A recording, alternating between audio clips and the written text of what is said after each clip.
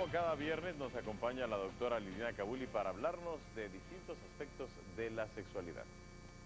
Bienvenida, doctora. ¿Cómo estás, Vicente? Muy bien, con un gusto saludarla como siempre, como todos los viernes especialmente. Ajá. Hoy vamos a sacar un poco los mitos que la gente tiene sobre la sexualidad.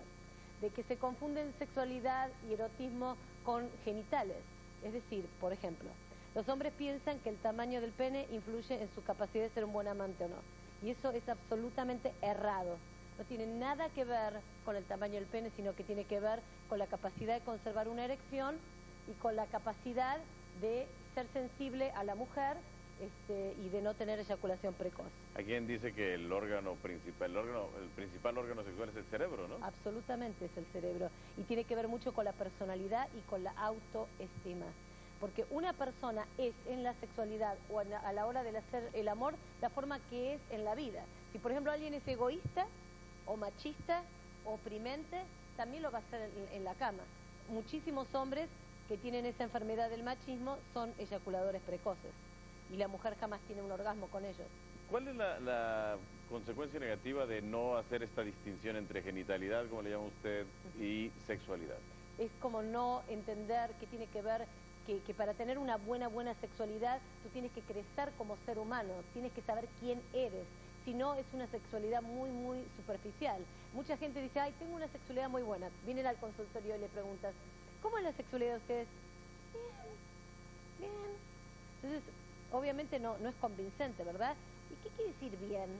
Bueno, sí, la paso más o menos bien. Es decir, nunca vas a poder tener un nivel de excitación alto o un nivel de entrega alto si no sabes quién sos, si no tenés integridad y si no tenés una relación de respeto con la otra persona. ¿Y cómo se puede arreglar esto si no hay cursos previos para, por ejemplo, determinar cuándo es una buena sexualidad y cuándo no lo es? Si esto es algo que aprendemos a veces, pues ahí como de oídas más o menos, ¿no? O en la práctica. Y ahí está el punto de que por eso estoy acá, para tratar de enseñar un poco, para que la gente comprenda. Obviamente que muchas personas no saben y por eso tenemos que aprender. Pero no aprender de una película pornográfica, sino aprender realmente de cómo funcionan los básicos de la sexualidad y comprender que para tener una buena sexualidad entre dos personas, esas dos personas tienen que saber quién son, tiene que haber tienen que ser dos, no una. Ese de las películas pornográficas precisamente sería un ejemplo de cuando solamente se deja en el concepto de sexualidad la cuestión física o los órganos genitales. Aparte, exacto. obviamente, tú sabes que en una película pornográfica la persona no está disfrutando, sino que está haciendo toda una escena y un teatro. Y la gente copia y cree, pero en realidad tenés que estar compenetrado con la persona con la que estás haciendo el amor. Tenés que tenés que compenetrarte. No es una cuestión de estar autoobservándose. Muchísimos, pero muchísimos hombres se autoobservan en la hora de hacer el amor y andan jactándose del tamaño de su pene. Ay, yo tengo un tamaño muy bien, entonces yo soy un buen amante porque yo hago esto y eso no tiene nada que ver con ser un buen amante. Y las mujeres se callan la boca para que el otro se sienta bien, no tienen orgasmo y le inventan un orgasmo para que se sienta bien, ¿ok?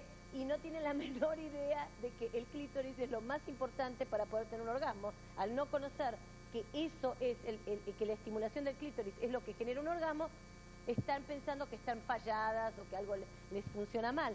Y eso es lo que yo estaba apuntando todas estas semanas, de tratar de explicarle a la gente, que comprendan cómo funciona su propio organismo. Si yo sé quién soy, yo sé qué siento, sé qué me gusta, sé qué me agrada. Soy responsable de mi sexualidad. Si yo soy pasiva, estoy esperando que el otro descubra quién soy yo. Descubrime, a ver, encontrame, buscame. Tú eres la persona que es responsable. Pero supongo que muchas mujeres, por ejemplo, se sentirán pues intimidadas o apenadas por tomar una actitud así, ¿no? Exacto, pero ahí está el punto de la autoestima. Cuando tú tienes autoestima, tú no te sientes ni apenada ni nada, ¿ok? Porque tú sabes decir que sí, tú sabes decir que no, tú sabes que tienes derecho a ser feliz, a pasarla bien, a expresar lo que sentís y a ser sincero. Cuando tú no tienes autoestima, estás todo el tiempo a la defensiva y no puedes ser quien sos. Además, quiero decirte que tú tienes que comprender que en esta comunidad tenemos una gran cantidad de mujeres que han sufrido abuso sexual. Alta. Y esa alta cantidad de personas que han sufrido abuso sexual, que yo lo lamento con todo el alma, tienen muchísimos problemas a la hora de hacer el amor, porque obviamente que cada vez que están teniendo sexo con su marido van a recordar a ese papá que abusaba sexualmente de ellas, o a ese tío, o a ese padrastro, que encima a veces las madres se quedan con esos hombres que abusan sexualmente de sus hijas. Entonces, al tener una comunidad tan abusada sexualmente, tenemos muchos más problemas. Brevemente, ¿cuál será la alternativa para estas mujeres? Obviamente la terapia, pero mientras, ¿cómo pueden irse animando para solicitar ayuda profesional o recurrir a quienes determinen sea más conveniente? Un sacerdote, una amiga, un amigo, el médico particular en general. Una persona que tiene que ha recibido abuso sexual tiene que ir al psicólogo, sí o sí. Es como si yo te diga, tenés cáncer, ¿a dónde vas?